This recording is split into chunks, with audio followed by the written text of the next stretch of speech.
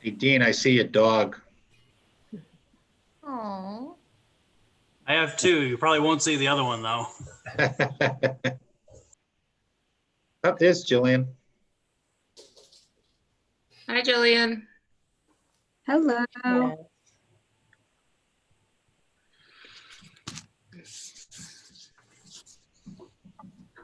All right, the live stream's up and the broadcast is open, so public can dial in. So is Jim all set, or you want to wait a minute?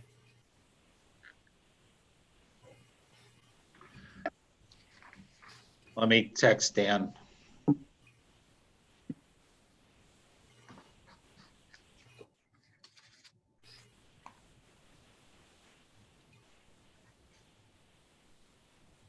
He needs the meeting ID. The meeting ID. Okay, let me punch it into him. Yeah, please put it in chat. Yeah, you can see the chat, so that's good.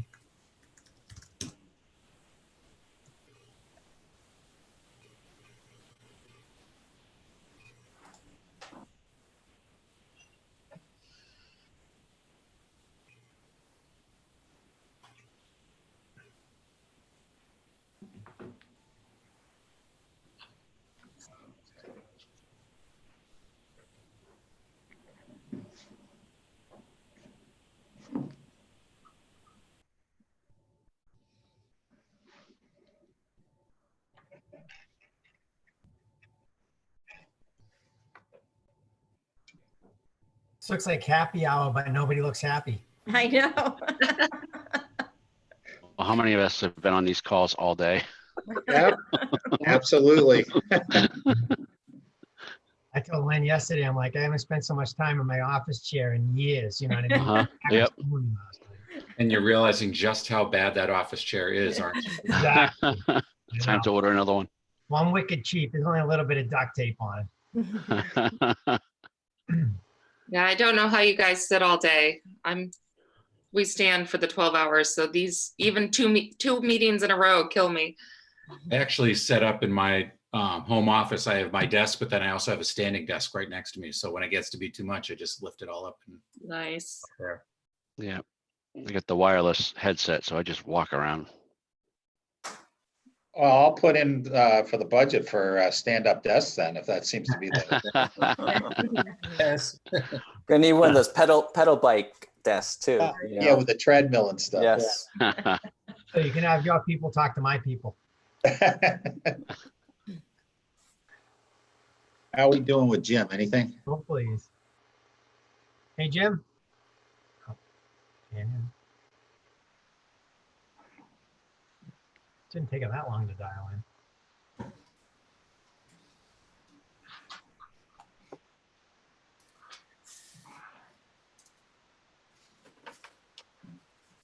You guys want to get going and Jim can jump in? I mean, we have everybody else but Jim, right?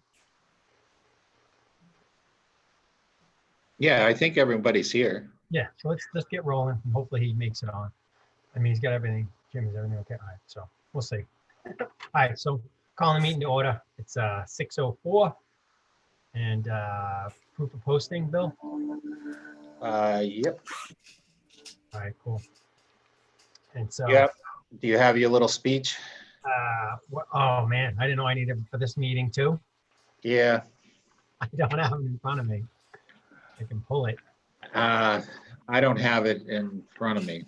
Yeah. It wasn't in my packet. No, Hold me on. neither. It got emailed to you by Becky. Yeah, that was last week though. I didn't Hold know on, I I'll get it. I got it. I'll send it to you, Phil. All right, cool. Hate to be rain at the proverbial picnic, but we want to make sure we're Let me compliant. minimize the screen so I can see my email here. All right, so you guys can still hear me, right? Yes. All right, let me get my school email. Come on. Where is it? Bill. Right. Oh, that's way back. Yeah, Bill, you know what date you sent the original to me? I can look. Board chair statement. Hold on, I got it let right me- here from Becky. You got it, Phil? You Yeah, got it? I found it. All right. Fine, let me gonna make it a little bit bigger so I can read it. We have new phone numbers tonight. Oh, boy. Yeah, we do. No, we do, but he's got the old one. So the new phone numbers are on, The agenda. do you have the public meeting notice? I just have the agenda in front of me, that's all.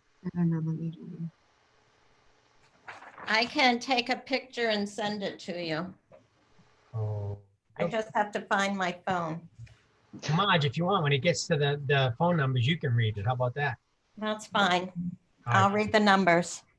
All right, let me get my granny glasses.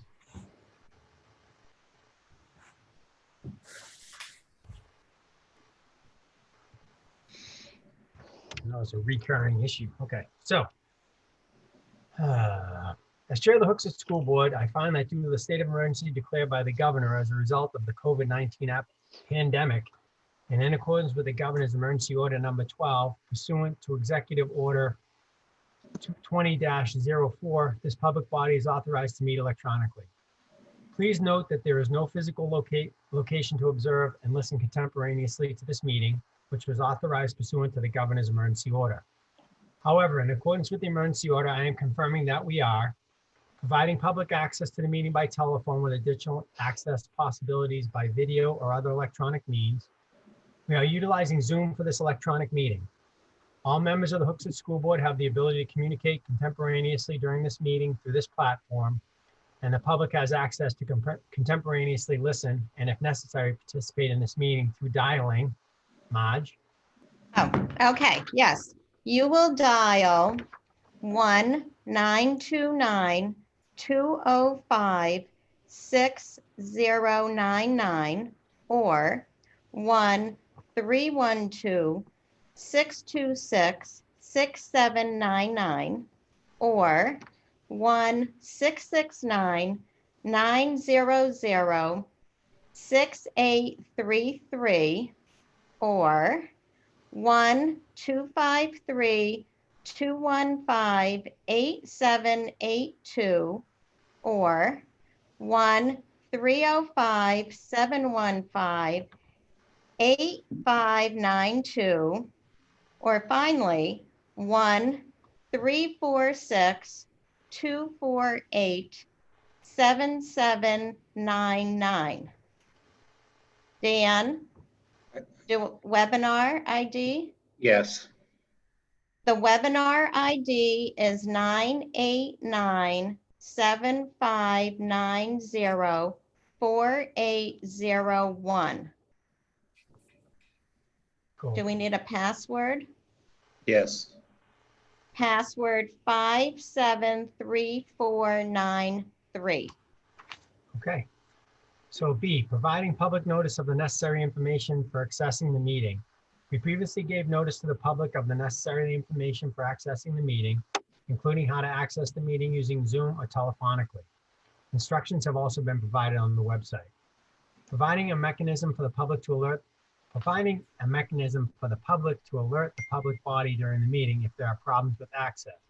If anybody has a problem, please call 603-518-5047, extension 5015. D, adjourning the meeting if the public is unable to access the meeting. In the event the public is unable to access the meeting will be adjourned and rescheduled.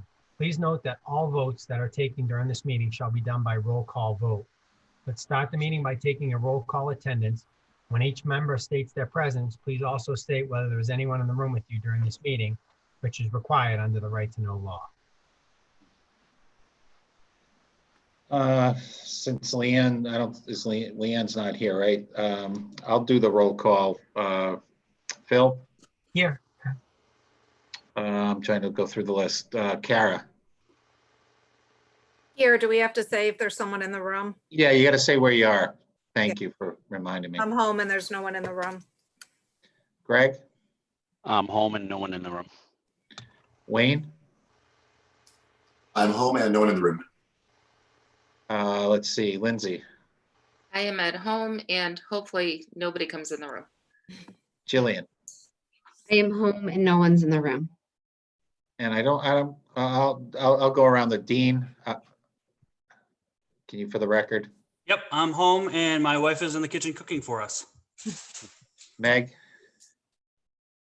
Home and no one in the room. Steve, I am home and no one is in the room. Matt, I'm at Colley Middle School with the Director of Technology, Dan Roma. Ben, I am alone and I don't anticipate anybody bothering me yet, but who knows? Amy, I am home and I don't anticipate my children bothering me. and I'm here also at Colley because they're painting our offices. And I'm by myself here in one of the conference rooms. Okay. So, Ben, you're not listening to beats, are you? You're really listening to us? I am, truly. I can't concentrate with the TV and the kids, and it's just like, I got to tune them out. No, I hear you. So first item of business is the manifest. Pledge first, Phil? Hmm? Do you do that for the remote? I'm sorry, Wayne, what? Yeah, we can't hear you, Wayne. Do we do the pledge remote? I don't have it on the agenda because, I don't know. Not tonight. Yeah. All right, so who's got the manifest?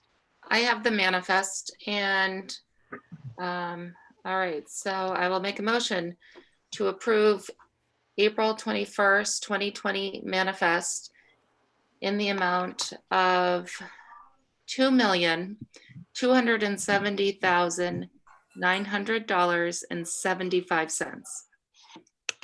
I will second. Any discussion? Okay, so we're gonna poll votes, right? So all those in favor? No, I gotta do Roll everybody. call. Yep. I gotta roll call it. Phil, Yes. Kara, Yes. okay, Greg, Yes. Wayne, Yes. let's see, Jillian, Yes. Lindsay, Yes, and Jim. I don't think Jim can respond, so I'll say 6-0. Oh, Yes. oh, he can go in and through the chat, right? Yes, okay, so 7-0. Thank you, Jim. Okay, next item. Yep. Thank you. So next item is old business, the kindergarten lottery process update. Yeah, we held our lottery last Thursday. I think it went as well as could be expected. Ben sent out the letters the next day notifying parents of the 20 that were chosen for the all-day pilot program, and then the other letters, second letter that went out saying you were on the wait list. Ben, do you want to, any feedback from? No, just, as soon as the lottery was over, I went back with Maura Roulette and we triple checked the numbers. We went back, watched the videos again, and we verified the numbers remotely. And then when we sent out the notifications the following day to the folks who were selected, and then to the families that were not selected but were placed on the wait list with their order. And then just in terms of looking at numbers for next school year for kindergarten, you guys probably already know this, but we have 20 in full day. In our half day program, we have 20 in one class in the morning, and then another 20 in the other AM class. And then in the afternoon, we're at 17 and 17.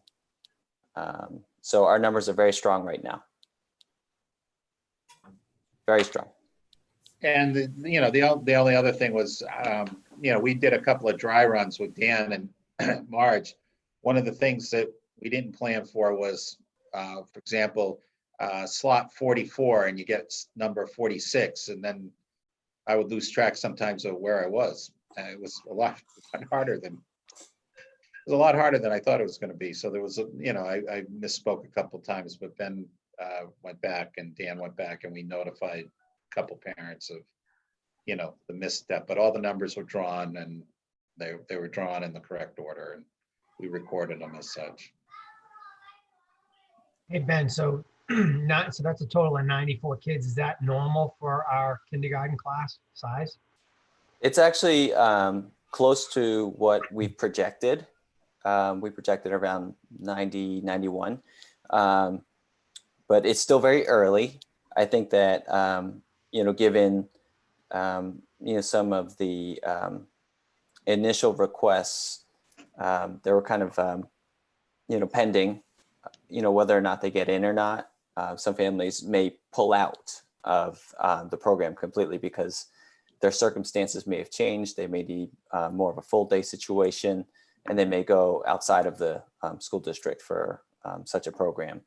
So at this point, the numbers are strong. Not a lot of people have withdrawn from the program. So, we'll wait and see. And I think as we head into the summer months, we usually get, a little bit of a trickle in into, June, July. And then we get like a quick little burst in August of people who just plain old forgot to register their kids for kindergarten. But the numbers are very strong right now. Can we confirm who dialed in with the phone number ending in 084? If it's Jim, just type yes. You're on there twice, Jim. Is that right? Dan, can you jump in? You So- shouldn't need to speak through the phone at this point. 084, I believe, is a parent. Not Jim. No, Not Jim. no, that should be Jim.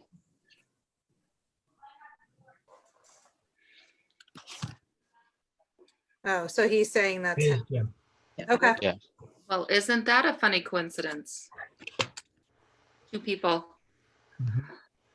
Okay, so moving on, distance learning updates. Bill? Yeah, I thought it might be better just to have again, pretty much things, as I said in my summary over the weekend, this was our second week of Zoom, using the Zoom platform in grades 6 through 8. It's the second week that our teachers in grades K through 5 have been doing a reading lesson and a math lesson. Marge, myself, and the principals have been, I don't want to use the word monitoring, but we go online and we watch what our teachers are doing in the classrooms. I'm very impressed at all levels of the quality of the instruction, and I'm impressed with how our teachers have incorporated the technology to make the lessons as meaningful as possible. But I figured it might be better if you heard directly from the principals. That's why we got so many squares tonight. So if we want to start with Matt, and then we can work our way down, if that's okay with the board. Sounds good, Bill. Okay. Matt? So yeah, to reiterate what Bill said, the teachers are doing a fantastic job. Obviously, transitioning for the first day through Zoom, we had a lot of calls from the help desk, but we've gotten over that, and the lessons are really interactive. I've been able to see all of them on different days, and the teachers are doing a great job communicating with students through Zoom, through email, and through the recorded version of Zoom too. So I've been very pleased with it, and really appreciative of the work of the students, teachers, and certainly the parents supporting their children. Steve? Yeah, I have a lot of the same to report. I mean, I can't tell you, and to reiterate what Bill said, how proud I am of our educators from really going from, nothing to where we are today. I think was nothing short of just miraculous. We did start at our school social Zooming with most of our classes, and that has been really, really good for the kids as well as for the adults. So I've been pleased with that. Steve, can you just expound on that a little more, what that means? Oh, the social Zooming is, it's basically an opportunity for the kids to get together with their classroom teacher and have basically like a morning meeting. It might be snack time, and they're gathering together socially. So it's really got a strong focus, not so much on the academics, but on bringing these kids together so they're able to see one another, and they're able to work with the teacher, and just have a good discussion. And what's nice, I've been able to jump in on almost all of them when we haven't been Zooming ourselves as the administrators, and have the opportunity to say hello to the kids, sing happy birthday to some, do some of those fun things. And it's been great to see them. Our teachers have really done a nice job, I think, with our screencastifies at our grade 3 to 5 level. And those are basically just a one-way video that goes out. And sometimes the lessons that the teachers are doing, especially now, they can be 5 to 10 minutes long. Sometimes they're 15 to 20 minutes long. And the teachers are explaining, their lessons. And one of the things that's impressed me, and for the life of me, and Meg Largy will know the name of this application, it's escaped me at the moment, but the teachers have been able to really not only utilize their screens and show presentations and our, Math and Focus program and our Imagine program, but they're also using some different programs that allow them to write directly on their screens, so that they're really able to demonstrate a lot of the practice, if you will, that they're trying to do. We do have a couple of teachers who are more old school too, that actually have the whiteboard behind them and they're teaching that way, and it's working just as well. So, Meg, can you just speak to what we're focusing in on math and maybe some of those platforms that Steve just was referencing? Yep. So Brain Camp is an app that Dr. Yeet Bonhar actually uses. He's a world-renowned speaker of mathematics. So we were able to get free licenses for our teacher for that. So it's taking in the manipulatives that are in the classroom and it's making them virtual. So the teachers can incorporate that into their lesson just to make it easier so students have the visual piece as well. So we know where our students are at in the curriculum right now. We're already planning for what chapters we think we're anticipating that we're not going to be getting to at the end of the year. And we started making an outline of those chapters and also what chapters that's going to affect for next year. So based on the prerequisite knowledge that they might be missing this year, what are our plans for next year in order to fill those gaps before we move on with those chapters? Another exciting piece of information is we are getting Dreambox for all of our students. Dreambox is an interactive and adaptive online math platform. We currently use it for special ed and for Title I, but now we're able to open that up to all students. So teachers are going to have a training this week. Letters will be going home to parents with login information so they can start using that once we get to April break. What's great about it is it's adaptive, like I said, so it's individual for every student. And the data that comes back to us as a team is going to be really helpful in identifying where our students are at by class, grade, and by school. So we can really identify what those gaps are and fill them for next year. Ben? So again, I'll reiterate what, Steve and Matt have said already about, our transition through remote learning or distance learning. We're pretty successful, as we kind of transitioned from doing the more physical packets to moving to a virtual platform. And, the teachers have just done an outstanding job of, putting things together and also reintegrating the students into our regular academic programs through Math and Focus and the Imagine It reading program. We've also begun to do some Zooming as well with our students. And I know some of the teachers have started this week. We have a few more that plan to start after April vacation. And I know that the kids are, really excited about seeing their teachers live and getting that feedback. And, I know the teachers are, anxious to see their kids too. So again, teachers have done a terrific job with the planning, instruction, also supporting families as well. Yeah, and regarding Zoom, for the K-5 teachers, they came to us and asked if they could do that. Do the lunchtime, the snacks, or maybe even reading books to the students. And we trained them maybe 2 weeks ago or a week ago. Things, calendar kind of blends right now. Every day seems to be the same, as you all probably know. But the teachers, asked if they could do it. We said certainly. And a lot of them didn't know anything about how to use Zoom or anything like that because they weren't using Google Classroom like our middle school teachers. So again, another way that our teachers have really jumped into it both feet to try to make it as greatest experience for our kids as possible. Ben? If I could just add, I think another thing that we've heard from, families as well, the kind of flexible learning options. So, being able to do the reading and the math lesson at different parts of the day, so families can work and help their children with their schoolwork. So having that flexibility to do the lesson and do the activity that goes with the lesson has been really beneficial to, working families. So that's been some positive feedback that we've received. And as we talked about at our last meeting, we also, and I think we're maximizing our ability to educate our kids in this format, but we realize we have learning gaps. We're in the process of completing our analysis in both reading and math. And we will start building our plan to address those gaps, whether it's over the summer or when kids come back in September. And that's what we're really going to be focusing our time on. Christine, are you there? I don't want to leave Chris out. Sure am. Chris, do you want to tell the board what you and your folks are doing in special ed to support our kids and their families? Sure. First of all, just like everybody else, the amount of miracles that people have been pulling off is just beyond amazing to see, and I'm so appreciative of that. In special ed, we initially just started off with making contact with all our families, having a lot of communication to figure out, one, what is remote learning looking like just in general, and then in two, what role can additional supports and services play in that into helping kids move forward with their individual goals.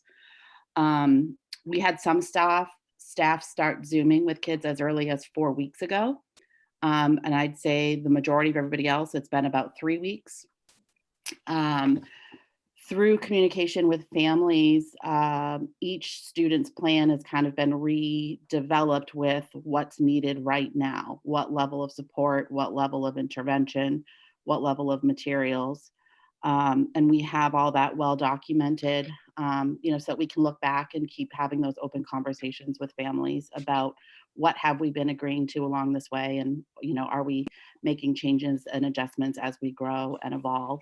So at this point in time, I'd say pretty much everything for the majority of students. We certainly have a small percentage of students where this is not ideal and there's really no way to make it work. And so we're going to work with those students and families on an ongoing basis to problem solve and figure out, what can we do given the framework that we have. But I'd say for the rest of our families, kids have regular schedules. They are getting direct contact with their service providers. We're still utilizing our contracted providers. Teachers have schedules, and that was all developed with input from families. We kind of developed a continuum of service. So, ranging from direct instruction through Zoom to, especially with the live instruction in Google Classroom up at Colley, students have their own Google Classrooms where teachers and teams are putting together modified materials and making sure the accommodations are in place. Some families didn't want to participate in live instruction. They felt the kids were doing fine with the regular classroom experience, and we're providing, scheduled regular phone calls and emails to touch base. There's a lot of tiered, layered supports happening. So I'm very happy about that. And Chris, Marge, and I met, we didn't meet, we Zoomed yesterday we started having discussions on what services our students are going to need for compensatory time or additional services that we might have to provide over the summer and into the fall. We're going to be doing a Zoom meeting on Thursday with Amy to really look at each out-of-district tuition and see how much money's left and then how much we're going to need so that Amy can calculate the fund balance for the end of the year. And we're going to give, when we calculate it, it'll be our best estimate, but understanding that piece of the budget will still be movable depending on the needs of the students as they evolve. And Chris, one last thing, can you explain to the board about the paras and how they're? Sure. So the paras at this point in time are either participating in a bunch of learning modules online. One of them specifically has to do with becoming a behavior technician. So it's a 40-hour course. They go through modules, they're taking assessments. It's pretty intensive. So they'll all increase their understanding about different behaviors and, you know, taking data on that and understanding some strategies for working with students. They're also participating in a 20-hour course through Lexia, which is all about reading instruction and understanding what happens with your brain when you're reading and developing more strategies for helping support developing readers. And then in addition to that, the paras up at Colley, where we're doing live instruction there, are all just went through the Zoom trainings and will be providing additional support to students that have been identified, again, through the team process of how they can use Zoom to provide additional supports for students, whether it's with, you know, getting them started, making sure they're organized, helping them navigate the technology. And then as we continue to go through this, as if there's any other needs that develop in a way that we can utilize the paras with more student contact, we will be continuing to do so. Thanks, Chris. So Wayne's actually been having his hand up for a while, Kara, and then we'll go to you. So Wayne, what do you got? Thank you. Just a quick question for Principal Lloyd. The kindergarten currently half day morning and afternoon. Are you running morning and afternoon virtual sessions, or is it allowed parents to have flexibility to do whatever based on their work situation? So the teachers are posting their daily lessons on the distance learning site. So whether it's the morning or the afternoon, those families are able to access, that virtual learning at their leisure. So Okay. it's more of an on-demand type of learning experience. Thank you. Kara? Chris, when you said earlier that students were getting support services through Zoom or phone calls or some other way, I thought you meant that it was paras. Who's giving those additional instructional supports? Sure. So all the special ed teachers are providing direct instruction on IEP goals. The speech prep, we have speech, we have AAC specialists, we have teachers of the deaf, we have anybody that would have been included in the child's IEP and providing services during the school year is up and running with providing services in some capacity to families at this time. Is there, or what is the plan to pull the paras into the K-5 grades? Well, they're just getting up and running right now with some of their FaceTime. I know some of them have participated through, read alouds and just making connections. But at this time, we're focusing on the training, which is pretty aligned with what's been happening across the state and other districts as well for the lower grade levels, just because a lot of the work that those professionals are doing with students is so hands-on and live and in the moment. And that's something that, given this current structure, is not something that we can execute. Every family's working at a different time on their schoolwork. The teachers are doing the check-ins. The teachers are making sure they're understanding their content. And right now, I think that's the best place for that instruction to be coming from. Okay. Lindsay, you're up. Your hand's up. Thanks. Oh, I'll lower my hand. Okay. So I had a couple questions. Christine, I'll stick with you. As far as all the timelines, which are so sensitive with special education, I haven't really heard a whole lot from the governor. Have there been many waivers or extensions put into place as far as what we need to do to connect with families? So as of right now, OSEP, which is our governing federal board, has not made any adjustments to the timelines. So school districts are doing the best that they can to continue to follow those, obviously, as creatively as possible. Not gonna lie, every school district is going to have some timeline that is not met during this time period. But everybody's doing the best that they can to continue to operate status quo and be within the timelines. Okay. All right, and then I did have,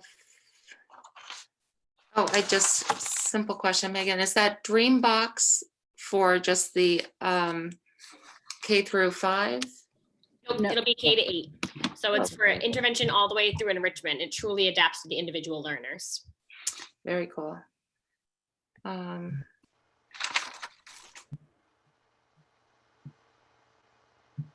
guess that's all my questions so far. Thank you, guys. Right, anybody else with any questions? No? Oh, go ahead, Jillian. Christine, I know there was a few kids in the middle of testing when we broke. Are they going to just redo or restart the testing process when we get back? Or is there any way to complete that distance-wise?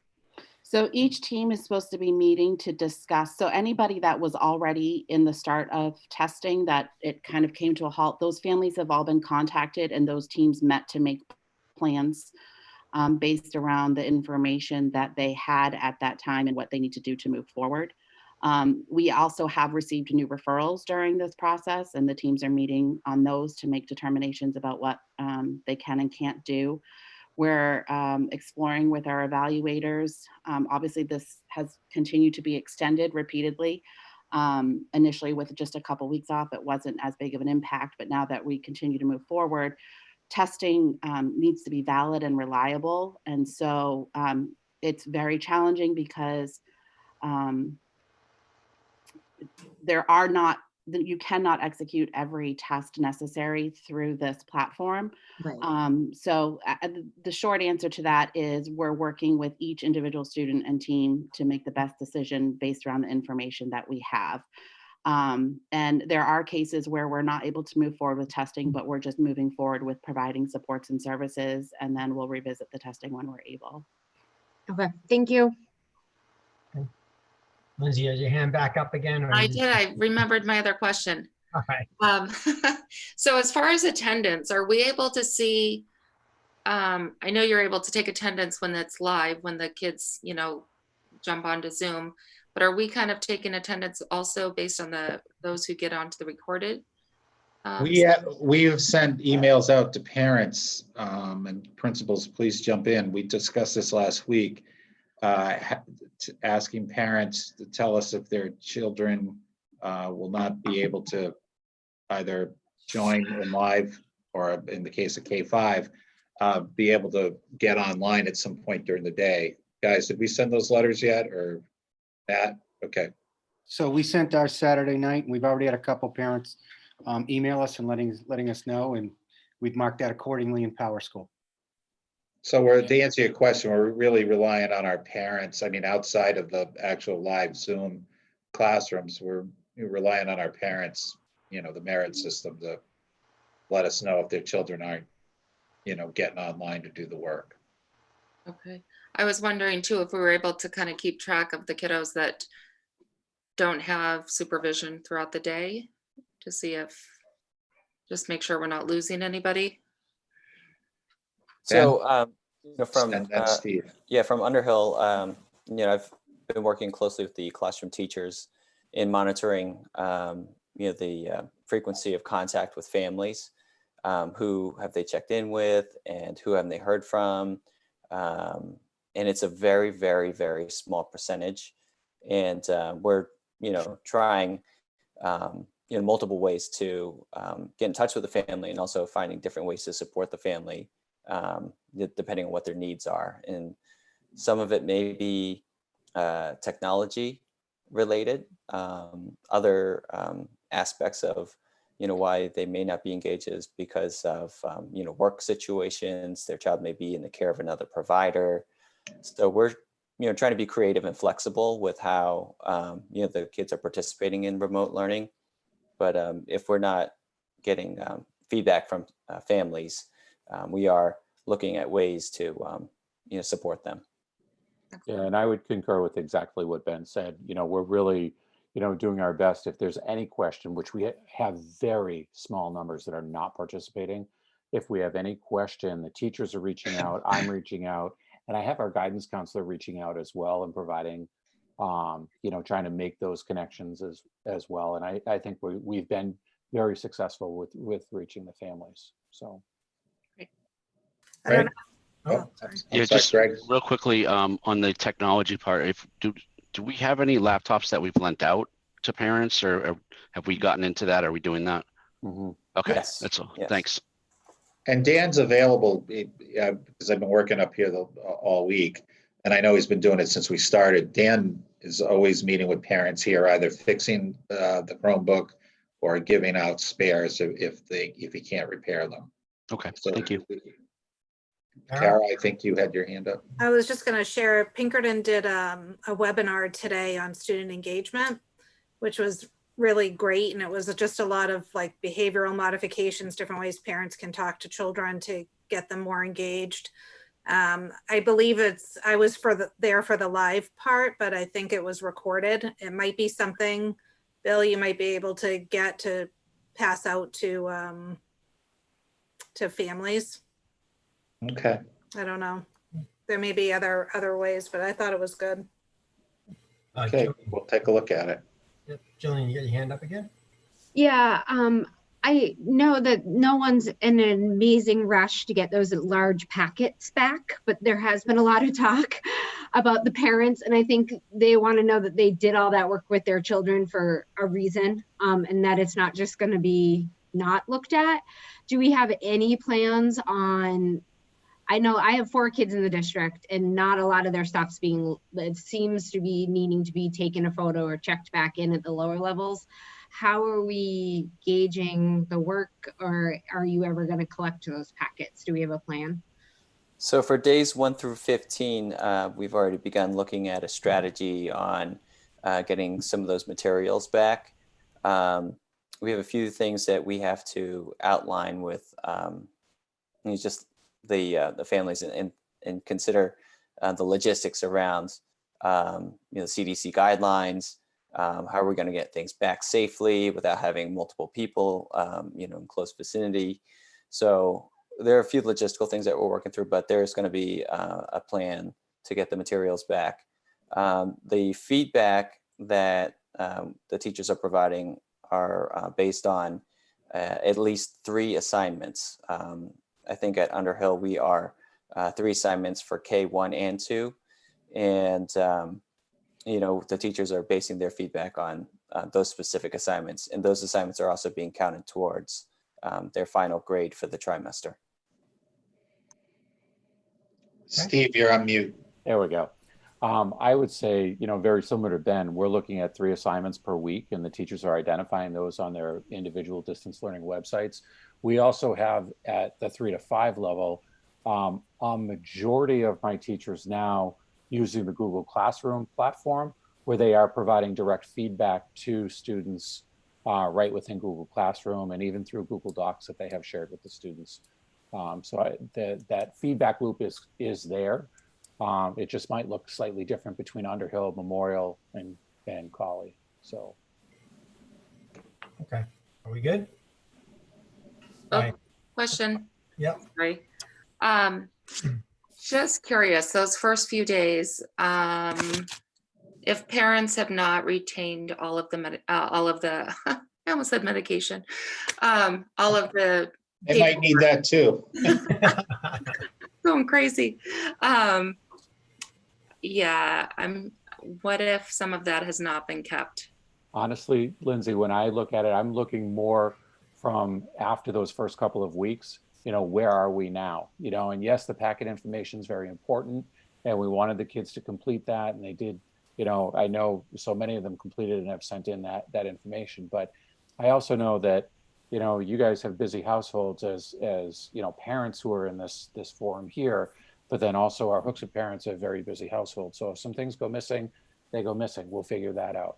Right. We're more concerned about, are the kids progressing? Are we moving forward? And are they staying, not only educationally moving forward, but also making certain their psychosocial is supported. Right, and no one's going to get penalized if things are missing. I think that's going to be, something that we have to communicate to is, don't panic if something's gone missing, because we realize that there's a lot of stuff and it's been some time, and, if things go missing or misplaced, we understand, but we do want to make sure that the things that have been designated as the assignments for grading, we do want to make sure that we do get those turned in so that the teachers can complete the grades. Excellent, thank you. Okay, so moving on to new business. The first one is actually one that I think Wayne wanted to put on the agenda for this week.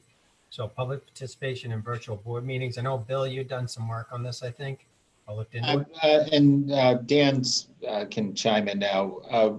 We talked about it, and in order for and Dan's our tech guy, obviously, in order for parents or people for us to have a public comment where people can actually speak, like we're talking now, that it leaves us open to being hacked because we leave the webinar format and we're then really kind of open to the public. And, that's obviously something we don't want to, a road we don't want to go down. What Dan and I have talked about was creating a link on our website where if parents, or not parents, residents want to leave a comment, they can give us their name, address, and then whatever they want to say, they put it there, and then we call it up, and Phil can read it, during the public comment period. So we can at least put on the record what someone wants to say. But we really don't want to. We don't have the ability to keep people from hacking us. Dan, is that correct? You just went off. Dan? Yeah, it's more of like a safety and security precaution of trying to limit access to these meetings as much as possible, just because you see so many things in the media of people's ability to get in and create havoc. So there's ways that we can collect comments, possibly through an email that's provided on the agendas or on the websites that we could all have access to read the comments, promote them to the public speaking portion of the meetings. But just as a security precaution, I wouldn't advise opening the Zoom meetings for the public access. So Bill and I spoke about this a little bit. So if any of you guys have ever been to like a zoning, a planning board meeting, and like I'm on zoning, right? So when we go through something and someone comes up and is, coming in for a special exception or a variance, some people show up like a butters and et cetera, and they'll make public comment. But for those that, again, that are maybe a little bit shy, to Bill's point, what you do is people submit a letter and then you read it into the record at the meeting. So you're getting the same effect. You're getting the opportunity to make your public comment. But again, people do it, where they're not there in person. So. Yeah, I think those are all fair points. I've read that Zoom has done some things with the default security to lessen the Zoom bombing. I think certainly folks submitting letters or comments via any number of ways is possible. I was curious about opening up the meeting to folks who have specifically contacted us, at least for the start of the meeting comment, because one way you can handle that is invite, for instance, let's say there's 6 folks that want to contribute at the beginning of the session, invite them in at the beginning, have a public session, then we could dismiss them from the panel essentially, and then just have the rest of the meeting. So that would be one way to actually get them here for a brief one at a time, but not be open for the whole meeting. Dan?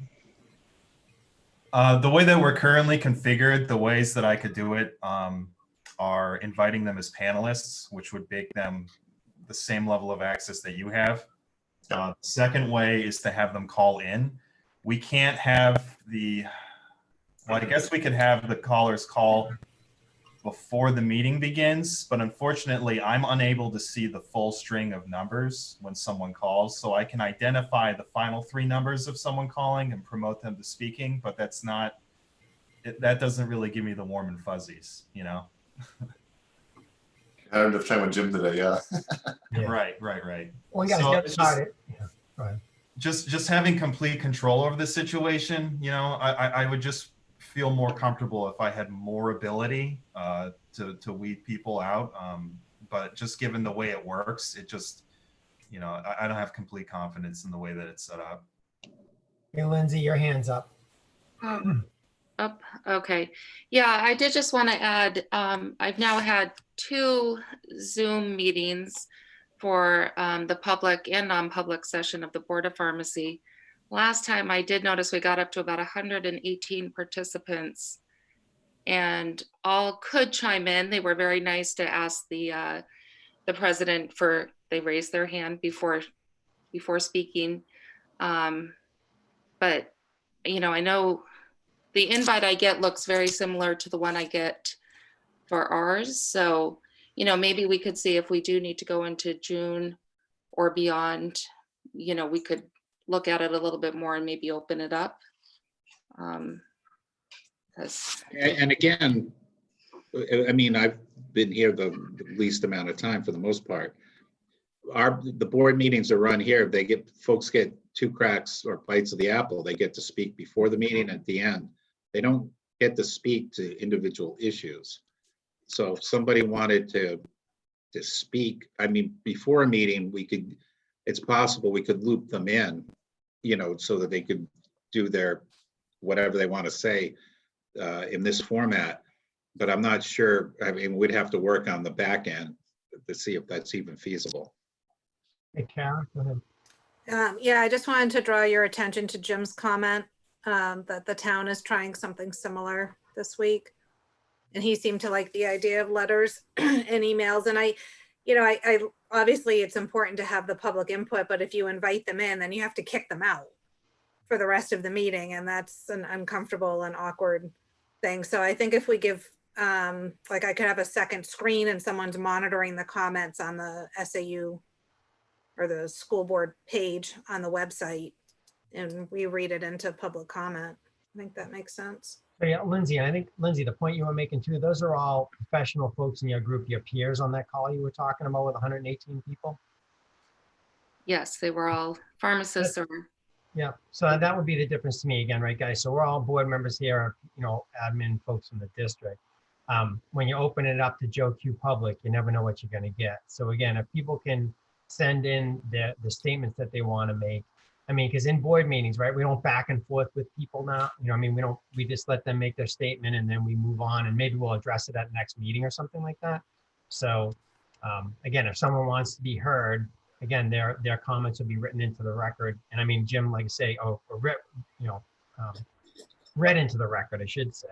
And Jim, again, just echoed, you know, the same about the town council. Again, I know they do it that way on ZBA and et cetera. So for our next meeting, at the very least, we can have that ability for people to email us whatever comments they would like to make.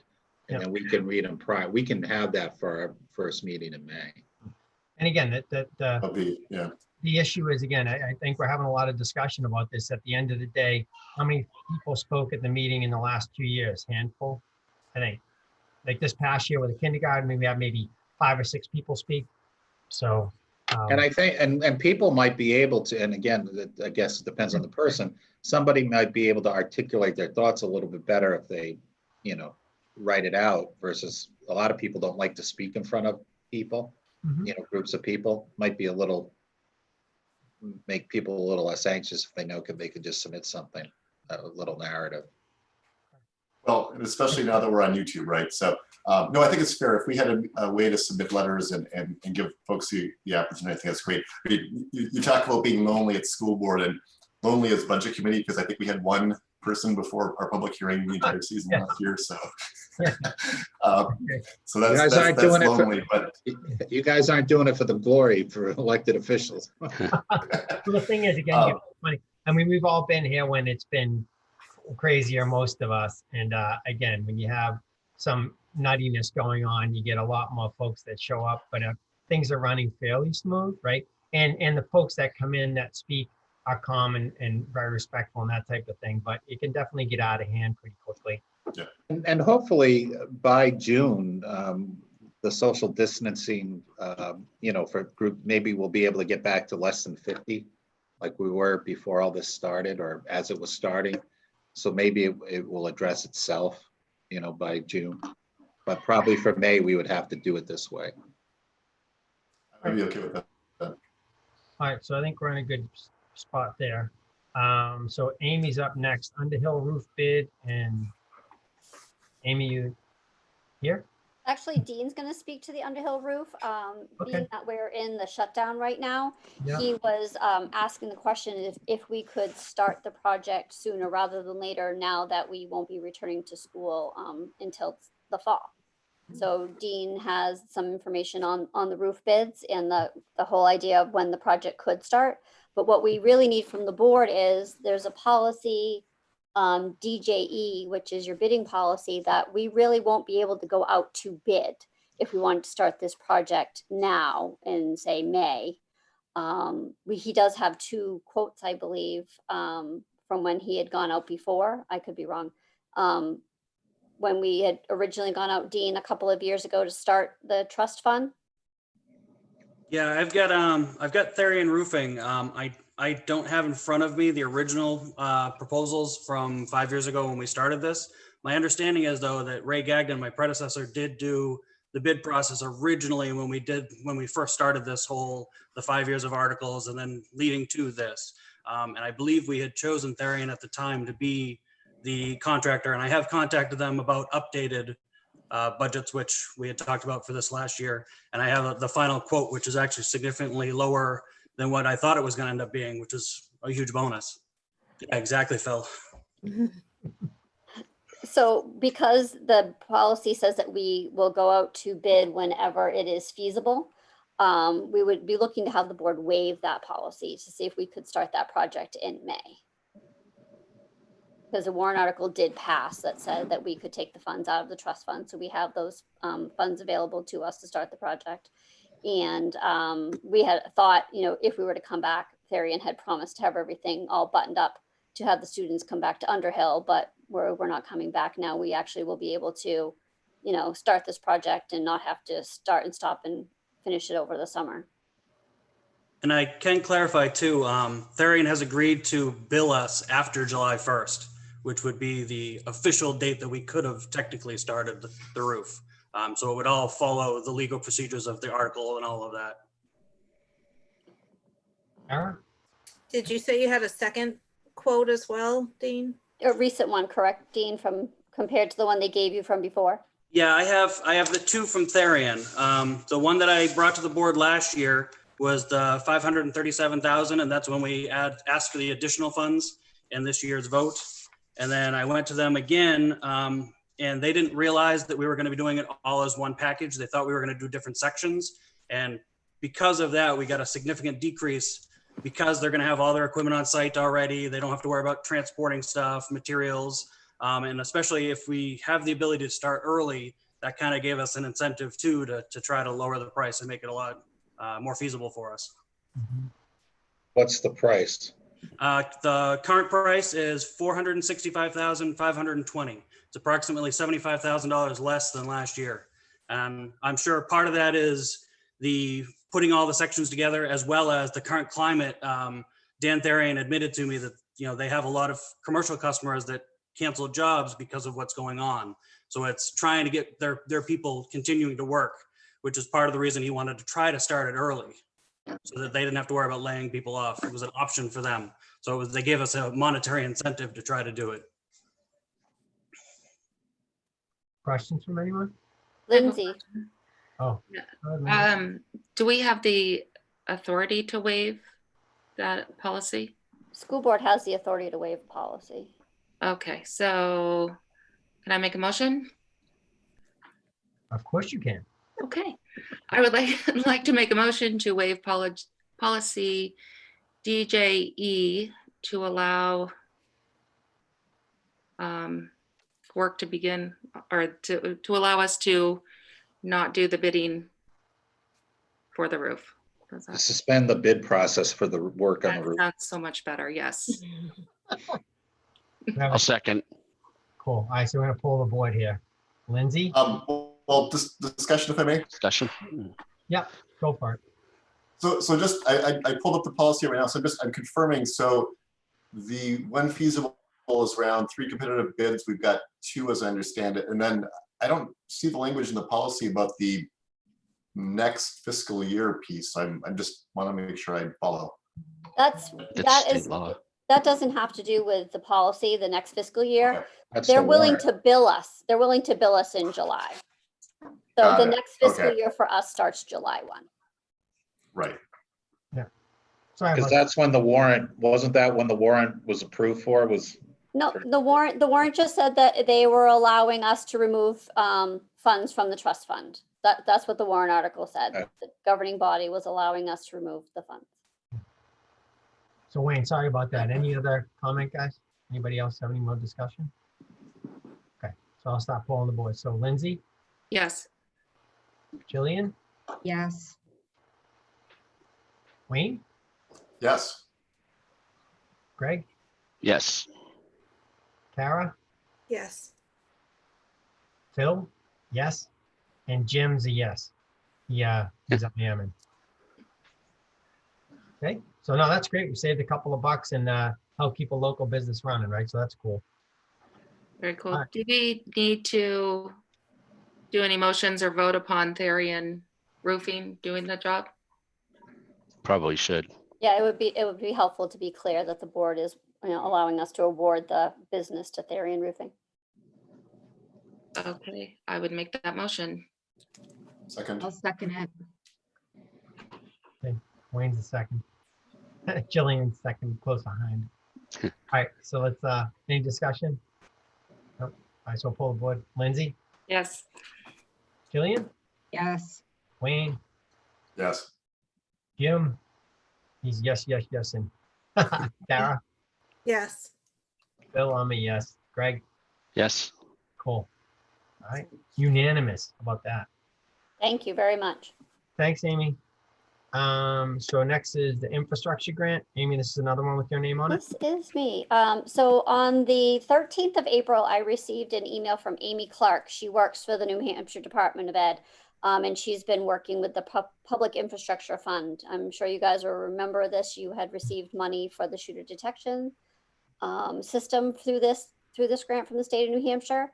Well, they've gone back through their list, and anybody that couldn't complete their project or actually didn't spend all the money from their project has been repooled together, and we were on a wait list. So we had put in a grant back.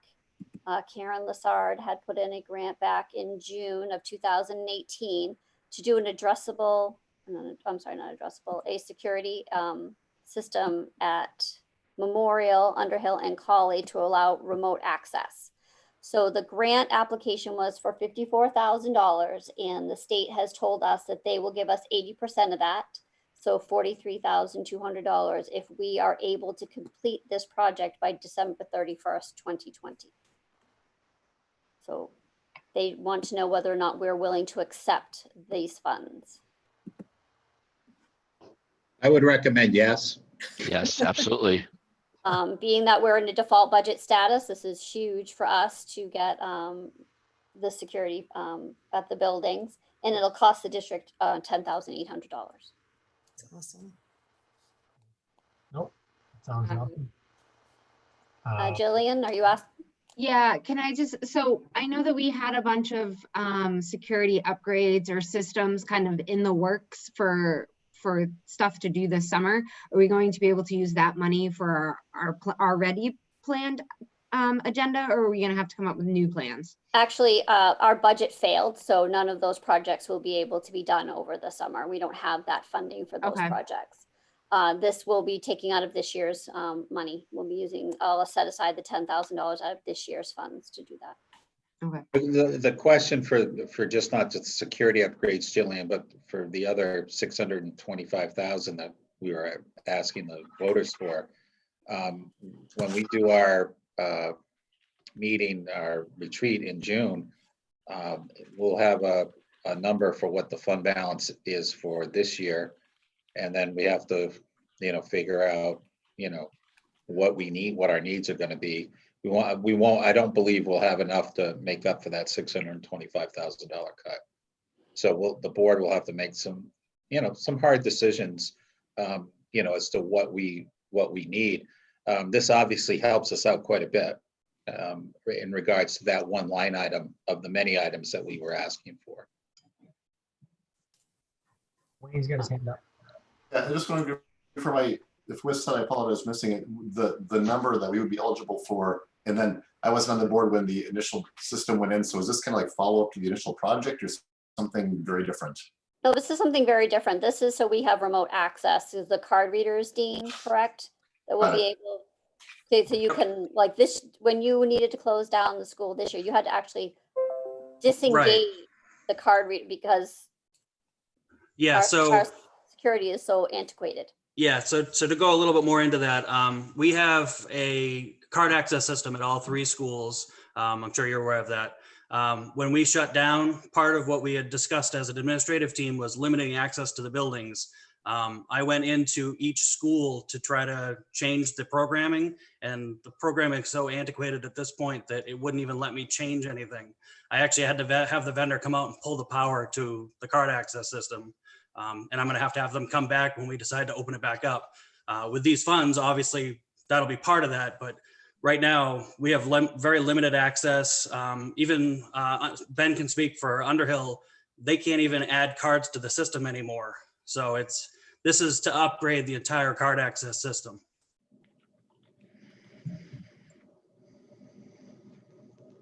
Hey, Dean, is that like retrofitting the existing system, or it's so antiquated that you have to toss it out and start with something new? No, I actually spoke with one of the vendors. Like Amy said, it's been kind of a rush to get the bid in. He did say that they believe they'll be able to use all of the wiring. Many of the card readers they're probably going to be able to use. He's not positive until he actually comes out. The hope is that we'll be able to use the card readers as well. Right, so it's not obsolete equipment. That's good. Correct. Yeah, it's actually the back end of it, the software more than anything else is what's really hurting us at the moment. Excellent. Okay. So, so what I need from the board is a motion to proceed with accepting this infrastructure grant from the New Hampshire Department of Ed. Mm-hmm. All right, I'd like to make that motion. To accept the grant. In fact, Greg and Wayne. Second. Yeah. Okay. So, any discussion? No? Okay, so I'll start. Wayne? Yes. Yep. Jillian? Yes. Lindsay? Yes. Kara? Yes. Craig? Yes. Jim? Yes, he says. And me, yes. Perfect, Right. thank you. So Thank this you. might be a little bit more interesting discussion. So 1920 school calendar, end of the year discussion. So Bill, I think you might want to take this one.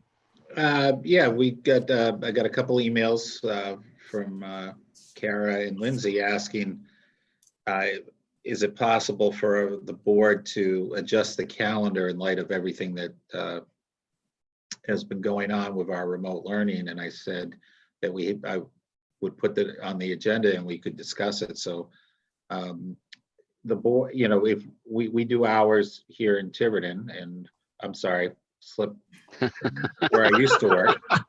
Aaron hooks it. Are you in Hopefully Rhode not tonight. Island now? I can't get them out of my head.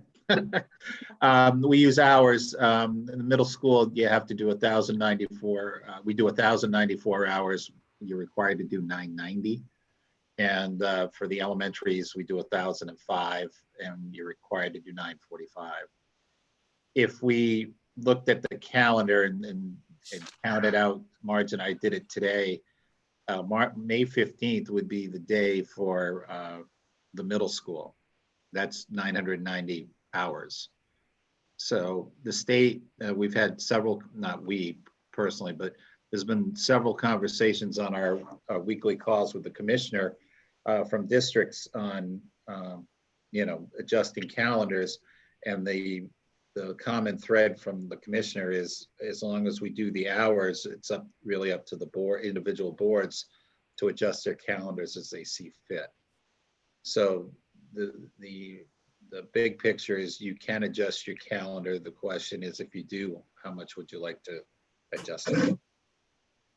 Keep in mind, our teachers are supposed to do 5 PD days at the end of the year. They did one on primary day, so right now they're obligated for 4 in addition to getting out, I believe it's June 16th, according to our calendar. Hey, Karen? Yeah, so as you guys know, we moved to an hourly calendar a few years ago, but we still kept to the 180 days. So when you plug the numbers into the equation, like at the middle school level, you have to take out 10 minutes for homeroom and 10 minutes for transitions between classes and all of that. And that's how you come up with that final number for instructional time. And our colleague kids are done by the middle of May in terms of meeting, the hours. It's the Underhill school that is the lowest, or takes a little longer to meet those hours. The state of New Hampshire has you deduct 25 minutes for recess, but they do allow 25 minutes for lunch, but they do allow 30 minutes for recess, which Hooksett has never accounted for. So we have 1,005 minutes of instructional time at Underhill, but really there's 1,080 if we counted, but that's a theoretical thing that we don't necessarily have to broach. So I did that too, Bill. I kind of counted backwards. So I have two thoughts. One is the week that the governor sort of gave everyone when all of this happened, that week to prep, we were ready to go. So while the majority of the state didn't go to school for that week, Hooksett did go. So I think that in a way sort of is a wash for the 5 snow days that we may have had. We have the much needed break coming up for April break, but I think the amount of trainings and just everything just being thrown into this new way of doing school for our teachers has to be enough PD to last those 5 days. So I would like a couple of things to consider waiving those 5 days at the end of this school year for our faculty. I don't think anyone wants to be on Zoom meetings anymore in those days. I think it's going to be very, very difficult. We know how hard it is when the weather finally warms up in June to keep kids engaged in the school setting. I think it's going to be a lot harder to do that at home. And our teachers are parents too. So they're working parents when they still have, they've got their 20 some odd, or, at the middle school, more than that, kids that they're concerned about, plus their own kids in their home. So counting back, I can kind of figure us either like May 29th or June 2nd as being a potential last day. So that would be my recommendation, and waiving the PD days for the teachers, or maybe bumping something into the end of the summer as not knowing what the next school year will bring. That's where my thought is on that. Lindsay. So just a question, because my math was all over the place. Did you guys calculate Underhill's hours today? That's what I did. Yeah, So, it's 1,005. What I think we should give the teachers need to, be recognized. I agree with what Kara said, essentially. What I would do is they still owe us, air quotes, four PD days at the end of the year. So I have no problem saying, give them those 4. So that would bring us to June 11th. I think teachers put at least 25 to 30 hours each, in addition to what we were doing during the school day, to get ready for that launch in March. So that's about 5. And I have no problem saying take another 5 days off the calendar. And that puts us, I think, Kara, we'd be off, you said June 2nd. I was looking more like try to end on a Friday, like June 5th. But the idea is the same. It's just, I think it's the same idea, that we try to, adjust that end date. Yeah, and I watching or knowing how much time the students and the teachers are going well past the normal school day. I can just say, from having 3 of them, morning, noon, and night, these teachers have responded to just my kids. even going so far as re-recording videos to make sure that they comprehended, a foreign language. So, and I just worry too, we're already losing these kids, the parents, and if the state begins to open up, we're going to have to then account for our parents being back at work and the kids home trying to do this in self-discipline to get on these Zoom meetings or to do the work that, I would rather support if the hours have been met and, just call it a year and try to really jumpstart in the fall. Wayne, you're up next. Thank you. My question is not so much about the academic part, but just the focus on meal assistance, things like that. What happens to the food programs as we consider an earlier closure? What we only provide, and principals jump in, Wayne, we only would feed our students until the end of the school year. Right. So whatever end date that would be, right now it's June 16th. So if the date gets adjusted to June 2nd, like Kara mentioned, then that would be our end date. And I did send out, I forwarded an email today from Cindy Nussbaum. She kind of we ran into her here today, and she told us all the great things they were doing. So I passed that along, her update as to how we're trying to help our families. But it would end when school ends, Wayne. Okay, thanks. Yeah, so I imagine you guys again. So to your email today, Bill, like the resource would obviously be the Hooksett Food Bank for folks, right? Yes. And we would recommend to families that they keep accessing it during the summer months. Any other input, guys? So what are we looking at? So Carol, what do you think? So June 5th is the date, Bill, that we're looking at?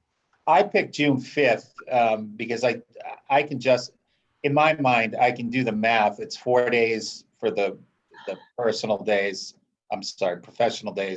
and then another 5 days for the prep time they put in. So if you count back 10 days, I think that gets me close to the 5th.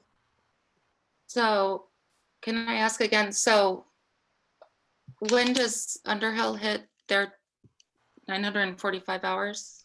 So I got them at 949 hours at 170 days, which put us at June 2nd. So it's like just making the minimum. So if we went to the 5th, you've got a little bit of a buffer there. And And the reason why I don't want to cut us off too soon is because I understand what Lindsay said about, parents going back to work, but having kids unstructured, like one district, I think Rochester said May 15th or whatever. What happens with your kids? You still have them at home. They can't go anywhere, and they're not getting any instruction at all. So we're already concerned about our learning gaps that our kids are going to have, because they have natural learning gaps over the summer. But again, as we talked about at the last meeting, we're missing essentially about a half a quarter, when you count the distance learning of instruction. So the longer you have of a gap in the summer, the harder it's going to be bringing them back if we don't do remediation over the summer. And I'm not saying we won't, but we're not there. We don't know what our plan looks like yet. So that's just something to consider. That's why I kind of settled, in my mind, on June 5th. Julian? Just talking about summer for extended school year, has any of that been determined yet too, as we shorten our school year? That kind of gives us less time to get plans out for our kids who access extended school year, and what is our game plan there? Yeah, we did. We talked with Chris yesterday about it, and Chris, I know you just came on, so you want to speak to Jillian's question, please? Sure. So if we end the school year early, that would end the IEPs that are in place for the school year. Extended school year is a part of the IEP. So at this point in time, we would still be looking to move forward with the dates and plans that are established in the current IEPs, which puts a program running mid-July through mid-August. We're coming up with contingency plans for both remote and in-person, and if safe and all of that and families are comfortable, if we can do some one-on-one type supports for kids when feasible. And then, you know, in addition to that, just the global picture of, do we have any windows of time where we can provide some even in addition to type supports to kids? Hey, Greg, you're up. Yeah, one of the things that I was just thinking about, I know from dealing with this myself as well. I think, you know, we're looking at what, another 5.5, 6 weeks. I think to Kara's point about that webinar that you had attended, I think if we can get more things like that, if we can find other resources for parents, because I think at the end of the day, it's the parents that are ones that are struggling with all of this. And if they can find ways to keep the kids engaged, you know, I think that will at least help. The kids are used to the structure, and, you know, at least for the most part, when I know my son gets going and he gets into it, he's fine. But then when he falls out of it, it's me trying to get him engaged again. And how do you do that? You know, it's those type of things that I think a lot of parents might be struggling with, along with the balance of working at the exact same times with 15 Zoom calls all day long. So I think that would be a better resource for the next few weeks if we can find things. The webinar that Kara had mentioned, or some other resources for parents, and get that out there to probably help the parents out as well for the next 4 or 5 weeks. We'll do that. Kara, yep. Yeah, just another thought to the principals for those last few days. If maybe we can think in terms of some kind of virtual field day events, dance parties, something that could bring the entire district together in a fun way, active, social, you know, hopefully kids can get outside. Maybe it's just, I don't know what we can come up with, but I'd like to think of some ways of trying to end the school year on a positive note. We just did a 12 family dance off on Friday night with glow sticks and all through Zoom. It was fun. Did you record that, Greg? It's recorded. SNU ends every Friday with that too. They do Yeah, it was fun. So I think that would be a good idea too. I want to see Matt doing the running man. Lindsay, do you have your hand up? I do. Yeah, I mean, I just want to keep in mind too, some of these children, using my own, for example, you know, I have one that starts the day at 8:30 and ends at 3:30. And then when the work is done, it's more like 4:30.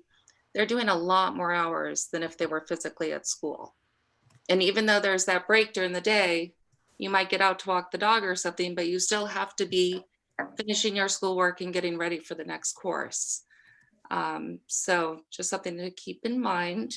And also, if you read here, Jim is asking some questions as well. So anyways, from my point of view, bad mom or not, we're ready to like tap out now. So I think we need to try to keep families moving. Matt, can you answer that question? Yeah. Jim's question? Yes, Mr. Sullivan, that process began, course selection began probably in December, and is pretty much completed for all high school selection courses for all the high schools. Excellent. As usual. On time, on spec. Sure. Who's anybody want to speak? Does someone want to, Wayne, waving? Just quick question. Do you need a decision on this tonight, or can we bring it back to our next meeting? I would prefer that we let I mean, I think personally, I'd rather let parents know so that they can plan and our teachers can plan and we can start planning what we need to do. It's easier for us if we know for planning purposes, if we're going to adjust the calendar. All right, so I'd entertain a motion then. Can I make a motion that we end the 2019-2020 school year on June 5th? You have a second? I'll second that.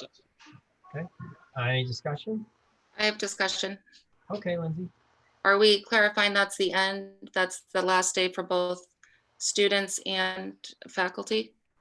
Yes, that would be, yes, that's for everybody. Okay. And we, and if the board votes in favor, we'll send out the communications tomorrow. I'll email the union presidents tonight, let them know, and then we'll send out the communication to parents and teachers tomorrow. So I'm going to poll everybody. Jim says he's a yes for the 5th. Lindsay? No. Okay. Jillian? Yes. Wayne? Yes. Tara? Kind of wanted it a little earlier, but I understand. I'll say yes. You guys can, I mean, I believe it's not gonna, I'm good if you want to modify the motion to second. It doesn't, I'm not gonna be at all. Greg? I'm gonna say no. Okay. I'm a yes. So what do we got? Can I Yeah, switch my vote? I got 5-2. Yeah, 5-2. Does anyone want to, if anyone votes in the affirmative, they can ask to reconsider the motion. The vote. Yeah, I'm gonna ask to reconsider the motion to end on June 2nd. I'll second that. Actually, yeah, because I don't think we meet the hours prior to that. So June 2nd. And Greg, you second? Yes. Seconded it? Any discussion? All right, start over again. So Jim, is Jim good with the second? We'll see. Okay. Jim's a no. Lindsay? Yes. Jillian? Yes. Wayne? No. Tara? Yes. Greg? Yes. I'm a no. Is that 4-3? Who was the third no? Jim. I have Jim, I have Phil. Who was the third? Wayne. Wayne. Okay, Wayne, sorry. So 4-3? Yep. Okay, so we will get out on June 2nd. Sounds good. Anything else before we adjourn? Anybody got any additional comments or something I'd like to bring up? I Jillian? just had a question, and not to go backwards, but we moved kind of quick and I didn't get a chance to ask. I was just wondering what the demographics of the full day classroom look like, the breakdown, because we did a blind lottery, like girls, boys, kids that, I know it's early, we don't always have the kids, like if we know if they receive services or not this young, but just kind of the breakdown to see what a blind lottery looked like versus if we would have done one that said 10 boys, 10 girls, this many special ed, you know what I mean? Like, I just was wondering. I think we can do the gender, but not, because there's so few students, I'm afraid we might be able to. Right, HIPAA laws, that's fine. So Ben, can you give the breakdown for male, female? Yeah, I'd have to go back and look at my numbers again, but I believe it was 11 and 9, 11 girls and 9 boys, or vice versa. But I have to go back and look at my my numbers. Yeah. But it was fairly even Yeah, for that's the most cool. part. Yeah, 50-50. Sounds like it was a good gamble. And there is one other thing. Matt is going to be sending out a letter to parents talking about when our new recognition evening will be. Matt, you want to speak to that briefly? Yes, so I'll be sending out a letter. The hope is to do a recognition evening, July 30th, 2020. It's a Thursday night or day. And that's a very tentative date because it's based off the recommendations and social distancing from the governor and CDC. So in event that that's canceled, we might reschedule or might just go with a virtual recognition evening.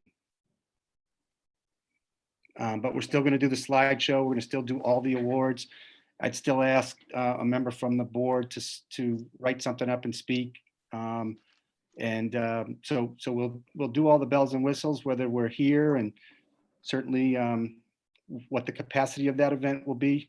It's too early to answer, but I just wanted people to know that July 30th, Thursday night, 2020. And I'll send that letter out to parents tomorrow. Thanks, Matt. So, Can- yes, Lindsay, what's up? Hi. All right, I'm getting questions, so that's, and not necessarily for the school board, but a parent is wondering if maybe we have an inside scoop on if the fifth grade will be getting, yes, fifth grade will be getting their t-shirts. Jillian, would you have that answer? So they are done. The PTA supplies fifth grade with a graduation t-shirt from Memorial with the student signatures. The kids design it themselves. They are done. They are labeled and they're sitting at Memorial, which is the kind of the crud part of this is that they've already been delivered to the classrooms. So whenever we designate that the people can go get their stuff at the school, I'm guessing Steve's nodding yes to this, they will be able to pick those up as well. That's Yeah, what I and have. what we'll do is, I know exactly where they are, and we'll make certain that they get packed into the kids' cubbies so that the families are able to get that when they come in. And we're just working that scheduling and whatnot now. And again, as Matt said, we've got to go along with what the state is dictating. Yeah, thank you. So, but yeah, that's good point. Okay. So do we, Kara? Yep. Yeah, I just wanted to make sure to extend a huge thank you. We have our administrators tonight. Thanks for doing this. And it's exhausting. All of this is exhausting. So thank you to all of you and all the parents that might be listening. And of course, all our teachers and probably more importantly, the students. So thanks, guys. Yeah, no, again, Second that. to that point, you guys, and everybody, busting there behind. I have a good friend of mine who teaches at Central, and he's been there for, 25 years or so. And he said, this last month or so has been his longest, toughest days that he's had. So I'm sure that goes for everybody in our district as well as the administrators. I mean, you guys are working overtime, obviously. So we really appreciate it. Jim reiterated that too. Yeah. Thanking everybody. Yep. All right, I'll make a Again. motion to adjourn. Second. We don't have to poll for this, do we, Bill? You do. All right. So Lindsay? Hey, I don't make the law. I just try to follow it. Katie? Yes. Okay. Jillian? Yes. Yep. Kara? Yes. Jim? Says yes. Yes. Greg? Yes. Me? Yes. Take care, all. Great, thank you. Everyone stay healthy and Good stay night. safe. Good That's night, it. everybody. See you guys. So good to see everybody. Bye, everybody.